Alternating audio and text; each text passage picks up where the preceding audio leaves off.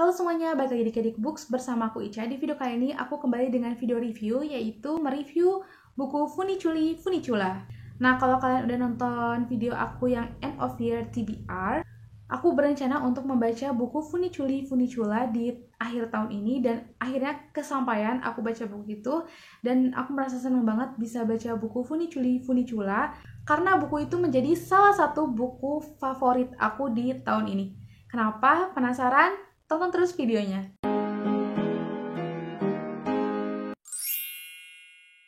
Funichuli Funichula adalah sebuah buku novel yang berisi kumpulan cerpen yang terdiri dari 4 bab. Tapi cerpen di dalam buku Funichuli Funichula itu memiliki keterkaitan antar babnya. Jadi nggak bisa dibilang satu bab itu berdiri sendiri gitu. Satu bab ke bab lain itu punya ceritanya sendiri, tapi masih berkaitan, dan kita harus tetap baca dari bab 1 sampai bab 4 secara berurutan. Nggak bisa kita mau baca bab 4 dulu gitu, atau kita baca bab 2 dulu, nggak bisa.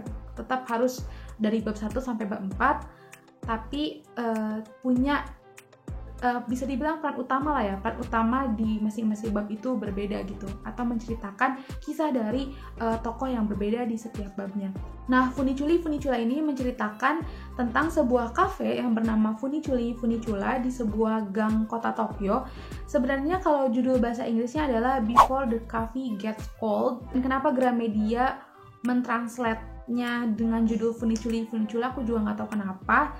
Mungkin karena ingin mengambil nama kafenya itu, padahal sebenarnya ya lebih menarik judul bahasa Inggrisnya nggak sih? Nah, kafe Funichuli Funichula ini memiliki sebuah keunikan, padahal kafenya ini sebuah kafe yang sederhana, bahkan tidak memiliki jendela, dan kafenya ini kecil, terletak di ruang bawah tanah. Kafenya juga hanya memiliki, kalau nggak salah cuma 3 meja aja gitu, 3 kursi atau 3 meja gitu, aku lupa. Pokoknya benar-benar sederhana banget kafe ini. Tapi kafe ini punya keunikan, yaitu bisa membawa pengunjungnya pergi ke masa lalu.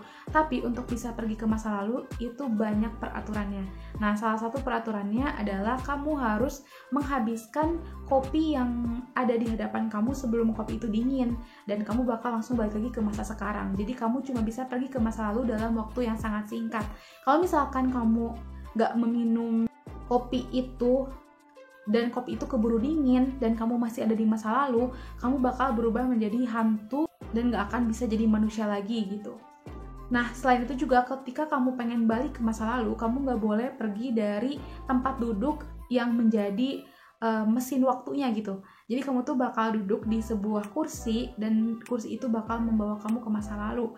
Nah, kamu gak boleh beranjak dari kursi itu. Jadi benar-benar kamu pergi ke masa lalu itu cuma sebentar, cuma di kafe itu, gak boleh kemana-mana, bahkan harus duduk terus di situ.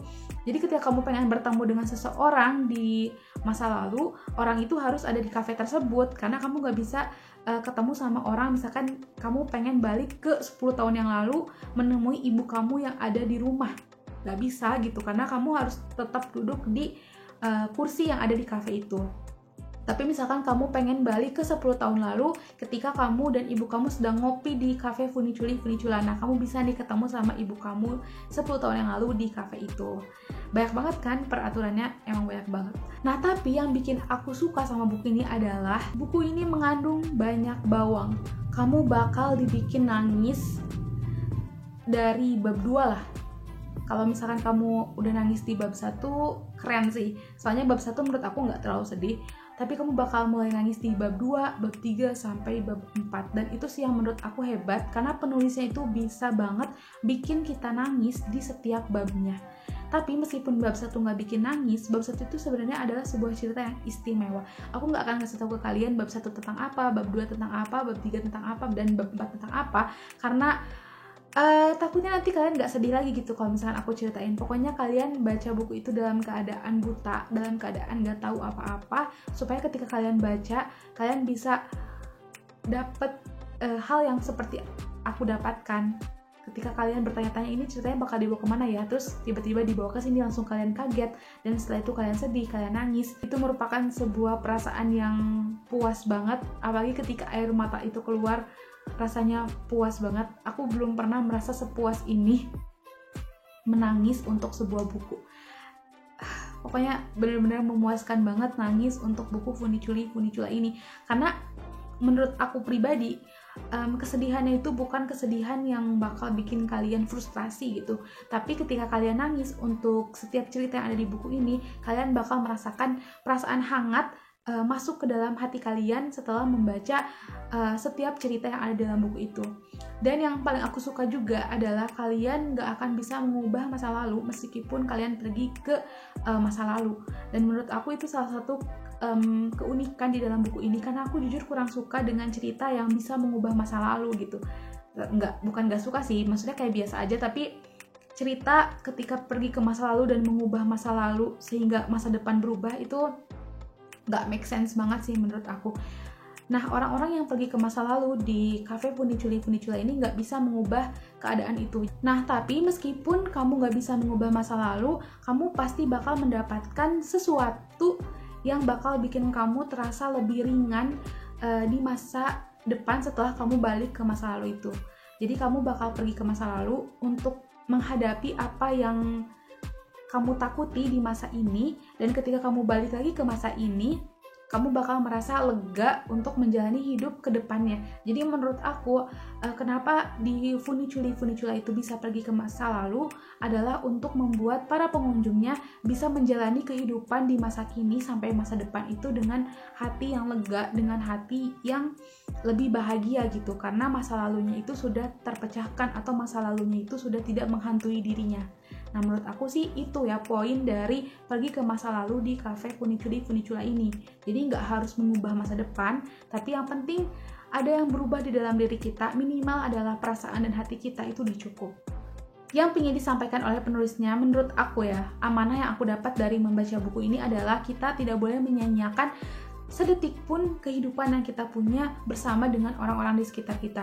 Ketika kita dikasih keluarga, ketika kita dikasih sahabat, dikasih orang tua, dikasih saudara, adik, kakak, kita dikasih kekasih atau pacar, suami, kita harus bisa berusaha untuk mensyukuri keberadaan mereka ketika mereka masih ada bersama kita gitu. Buku ini buat aku pribadi bagus banget. Sebenarnya banyak review ya untuk buku ini, dan sebenarnya di Goodreads juga bintang untuk buku ini tuh nggak terlalu bagus. Bagus sih, tapi nggak nyampe 4 bintang, masih 3,9 kalau nggak salah. Nanti aku cek lagi, dan aku bakal taruh di sini. Tapi buat aku of course kasih 5 bintang buat buku ini. 5 bintang full untuk buku ini, karena sesuka itu, dan aku merasa sedalam itu ketika baca cerita-cerita yang ada dalam buku ini. Dan buku ini juga ada buku keduanya. Aku pengen banget baca buku keduanya, tapi belum diterjemahin. Buku keduanya masih versi bahasa Inggris. Aku kayaknya bakal beli kalau punya rezeki, atau mudah-mudahan bisa cepat diterjemahin supaya harga bukunya nggak terlalu mahal. So, buat kalian yang pengen baca Funicula, nggak usah ragu-ragu lagi untuk segera baca buku ini, karena sudah aku buktikan bahwa buku ini tuh bagus, dan aku nggak tahu sih kalian bakal nangis atau enggak, tapi aku nangis. Aku juga ngobrol sama beberapa bookstagram, youtuber, itu mereka pada nangis juga gitu. Meskipun yang ngobrol sama aku banyaknya perempuan sih, nggak tahu kalau laki-laki bakal nangis atau enggak. So, itu dia review aku untuk buku Funicula. Terima kasih sudah menonton video ini. Jangan lupa klik tombol like dan juga subscribe untuk mendukung channel ini. Dan mari kita berteman di Goodreads dan juga Instagram aku @kadikbooks. Jangan lupa tonton video-videoku yang lainnya ya. Dadah!